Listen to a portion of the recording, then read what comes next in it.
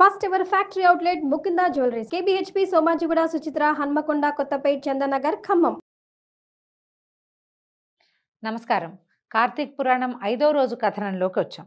వశిష్ఠ మహర్షి జనక మహారాజుకి వనభోజన వైశిష్ట్యాన్ని వివరిస్తున్నారు.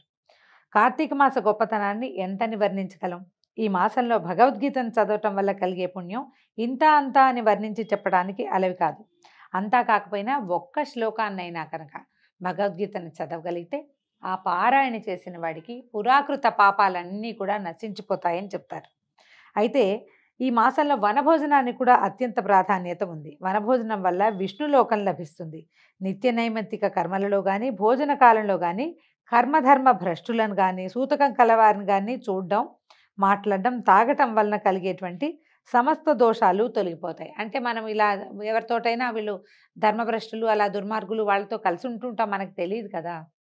పైగా వారికి సూతకం ఉందా లేదా అలాంటివి కూడా మనం కనుక్కోలేకపోతాం. ఏవో కొంతమంది స్వజాతి వాళ్ళు అయితే తెలుస్తాయి. ఆఫీసుల్లోనూ మన వ్యవహారంలో బస్సుల్లో రోడ్డు మీద మనకేం తెలుస్తుంది? వాళ్ళని ముట్టుకోవాల్సి వస్తుంది. ఎప్పుడైనా మాట్లాడతాము, వాళ్ళతో కలిసి భోజనం చేసే అవసరాలు కూడా అవుతూ ఉంటాయి. పాపం చెప్పలేకపోతాం. అలాంటి ఇబ్బందులని వనభోజనం తొలగిస్తుందట. అందుకని కార్తీక మాసంలో ఎవరైనా వనభోజనానికి పిలిస్తే మాకు పనుంది అది ఇది అని అనకుండా వెళ్ళి ఒకసారి వాళ్ళతో కలిసి భోజనం చేసి వస్తే ఇటువంటి ఏ దోషాలైనా పరిహారం అవుతాయని చెప్తారు.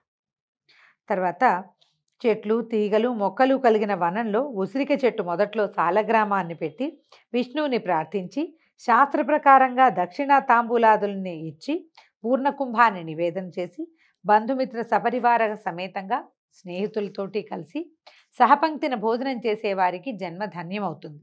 వన సమారాధనలో భోజనం చేసిన వారిని సమస్త పాపాల నుండి విముక్తులను చేసి దివ్యత్వాన్ని ప్రసాదిస్తుంది. పూర్వం ఒక బ్రాహ్మణుని కుమారుడు దురాచార సంపన్నుడైనందువల్ల తండ్రి చేత శపించబడ్డాడు. అయినా కార్తీక మహాత్మ్యాన్ని వినడం వల్ల పవిత్రుడై తరించాడు అని వశిష్ఠ మహాముని జనక రాజర్షికి తెలియజేశారట. అప్పుడు జనకుడు, మునిశ్రేష్ఠ, ఆ బ్రాహ్మణ బాలుడెవడు? అతను చేసిన దురాచారాలేమిటి? తండ్రి అతనిని ఏమని శపించాడు? ఆ బాలుడు శాప విముక్తిని ఏ విధంగా పొందాడు? వీటన్నిటినీ వివరంగా తెలియచేయమని ప్రార్థించారట. పూర్వం కావేరీ నదీ తీరంలో దేవశర్మ అనే పేరు కలిగిన బ్రాహ్మణోత్తముడు ఉండేవాడు. అతడు దేవతారాధనలోనూ ధార్మిక కార్యక్రమాల్లోనూ శ్రద్ధాభక్తులు కలిగిన సదాచార సంపన్నుడు. అతనికి దేవదత్తుడు అనే పేరు గల పరమ దురాచార సంపన్నుడైన కొడుకు ఉండేవాడు. దేవదత్తుడు తనే విజ్ఞానవేత్తనని విర్రవీగుతూ గర్వపడుతూ తండ్రి చేసే పనులన్నింటినీ తిరస్కార భావంతో హేళన చేసేవాడు. ఏదో విధంగా కుమారుని సన్మార్గంలో ప్రయాణింపచేయాలని ఆ పండితోత్తముడు ఎంతగా ఆరాటపడినా ఎన్ని ప్రయత్నాలు చేసినా ఆ పండిత పుత్రుడు తండ్రికి లొంగలేదు. ఒకరోజు తండ్రి కుమారుని పిలిచి, రాను రాను నీ ఆగడాలు శృతిమించిపోతున్నాయి. ఎవరే పని చేసినా వారిని వారి పనులని విమర్శిస్తున్నావు. అందరితోనూ తగాదా పడుతున్నావు. మనం సదాచార కుటుంబంలో చెందిన వాళ్ళము. పూజలు పునస్కారాలతో పునీతమైన కుటుంబం మంది. మన ఇంటికి వచ్చిన వారిని సమాదరించడం మన ధర్మం. అంటే ఇంటికి వచ్చిన వారిని విమర్శించకూడదు. కుదిరితే సహాయం చేయాలి, వీలైతే సలహా చెప్పాలి, కానీ విమర్శ లాంటివి మాత్రం చేయకూడదన్నమాట. రాను రాను నువ్వు పతనమైపోతున్నావు, ధర్మం ప్రకారం నువ్వు ఉండలేకపోతున్నావు, ఈ అవకతవక ప్రవర్తన వల్ల ధర్మభ్రష్టుడు అయిపోతావు అని ఇలా చేయొద్దు, కుటుంబ గౌరవాన్ని నిలబెట్టని గట్టిగా మందలించాడు.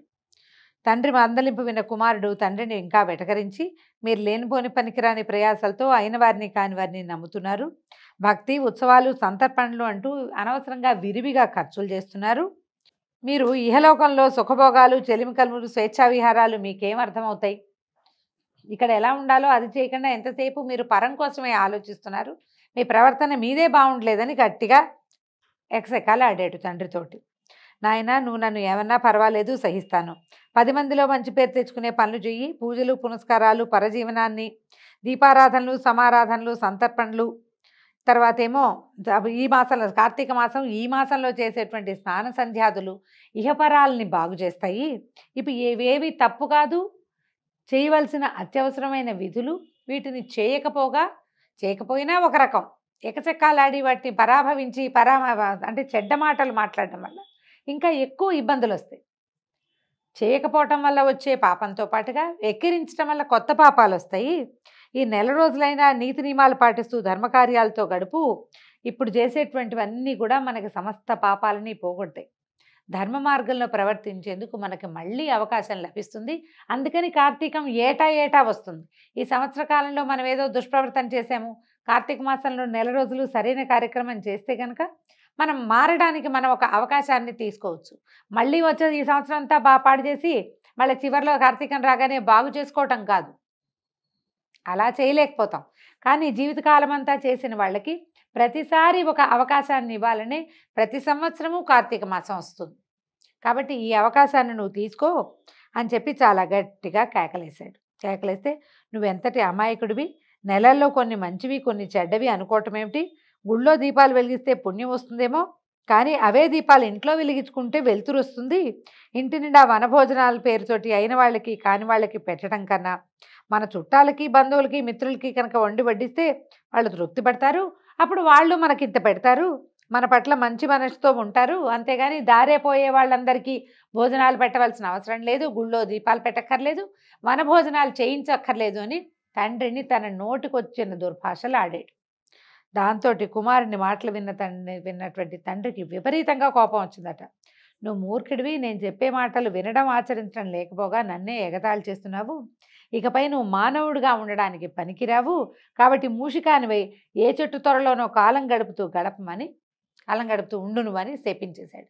తండ్రితోట శపించబడ్డాడు కొడుకు, ఎలుకగా మారిపోమన్నాడు. తండ్రి శాపవాక్కులు విన్న దేవదత్తుడు భయంతో వణికిపోతూ పాదాల మీద పడిపోయాడు.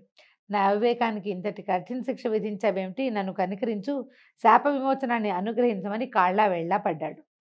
కుమార, నా శాపానికి తిరుగులేదు, తప్పక నువ్వు అనుభవించి తీరవలసిందే. ఇప్పటికైనా పశ్చాత్తాప పడుతున్నావు కాబట్టి శాప విమోచన సమయం చెప్తాను. ఎప్పుడు నువ్వు కార్తీక మాస మహాత్మ్యాన్ని వింటావో అప్పుడు నీకు విముక్తి లభిస్తుంది, అప్పుడే నీకు శాప విమోచనం అని చెప్పి తెలియజేశారట. ఈ విమోచన విషయం విన్న దేవదత్తుడు వెంటనే ఎలుకగా మారిపోయి కావేరీ నదీ తీరాన గజారణ్యంలో ఒక మర్రి చెట్టు యొక్క తొర్రలో నివసిస్తున్నాడు. చెట్టు తొర్రల్లో ఎలుకలు అవి ఉంటాయి కదా, అక్కడ ఉన్నాడనమాట. కొంతకాలం గడిచిన తర్వాత విశ్వామిత్ర మహర్షి శిష్య సమేతుడై వనభోజనం కోసం ఈ గజారణ్యానికి వచ్చాడు.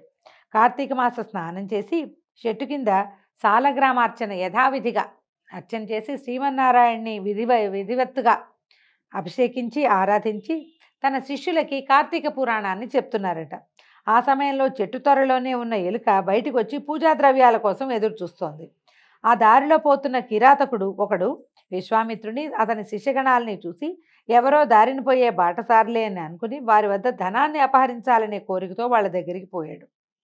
కానీ ఆ మహర్షిని అతని శిష్యుల్ని చూసిన తర్వాత కిరాతుడి మనసే మారిపోయింది. సంస్కారవంతుడై మహర్షికి నమస్కారం చేశాడు.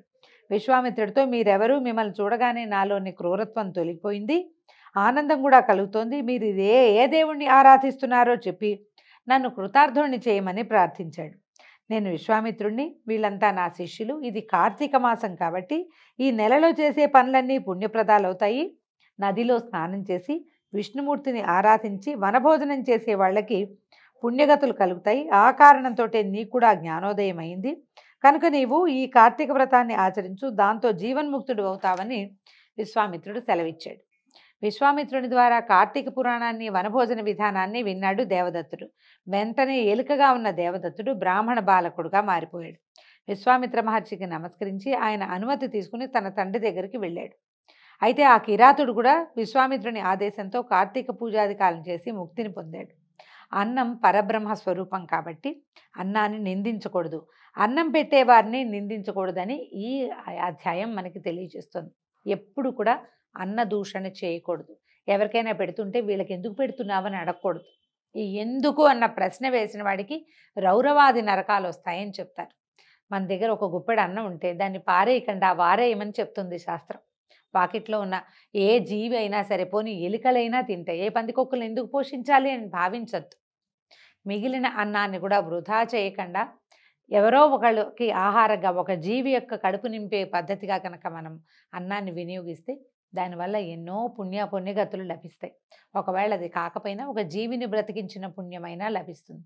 ఇక్కడ ఏంటంటే మనం కార్తీకంలో కనుక వనభోజనాలు తప్పనిసరిగా వెళ్ళగలిగే అవకాశం లభిస్తే మనకి పేపర్లో కూడా కనిపిస్తుంటుంది, వనభోజనాలకు ఉంది రండి అందరూ ఆహ్వానితులే అని. ఎక్కడో చోట వనభోజనానికి మనమే మన కుటుంబంతో ఓ చిన్న ఫామ్ హౌస్లు ఇప్పుడు అవకాశాలు చాలా ఉన్నాయి. ఏ తోటలోకి వెళ్ళి ఉసిరి చెట్టు మాత్రం తప్పకుండా ఉండాలంటారు. ఉసిరి చెట్టు కింద కార్తీక దామోదరుని అర్చన చేయటం, విష్ణుమూర్తి ప్రతిమను తీసుకెళ్ళచ్చు, లేదా సాలగ్రామాన్నైనా తీసుకెళ్ళి అక్కడ అర్చన చేసి స్వామికి భోజనాన్ని నివేదించి అనేక ఔషధ వృక్షాలు ఉండేటువంటి వనాలలో భోజనం చేస్తే విశేషమైన ఫలితం లభిస్తుంది. దీంతో 5వ అధ్యాయం కూడా పూర్తయింది.